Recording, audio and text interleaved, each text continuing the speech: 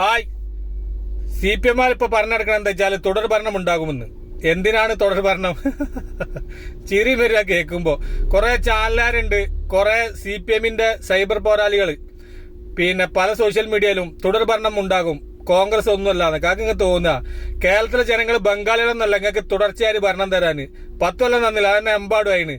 നിങ്ങളൊന്ന് ഇറങ്ങിയിരിക്കി, വേറെ ആരെങ്കിലും ഒന്ന് ഭരിക്കട്ടെ. അപ്പൊ അറിയാം നിങ്ങൾ ചെയ്ത കൊളരായിത്തരങ്ങളും കാര്യങ്ങളൊക്കെ. നിങ്ങൾ എന്ത് വികസനം ഉണ്ടാക്കിയെന്ന് പറയുന്നത്? വികസനം ഫുള്ള് വികസനം തന്നെ. ഒരു ഹോസ്പിറ്റലിൽ മരുന്നില്ല, റേഷൻ അരി ഇല്ല, മാവേലി സ്റ്റോറിൽ സാധനമല്ല. സാധാരണക്കാരന് ജീവിക്കാൻ കേരളത്തിൽ ഭയങ്കര ബുദ്ധിമുട്ടായി കൊണ്ട് നിൽക്കുകയാണ് ഇപ്പോ. പിന്നെ എന്ത് വികസനങ്ങൾ ഉണ്ടാക്കി?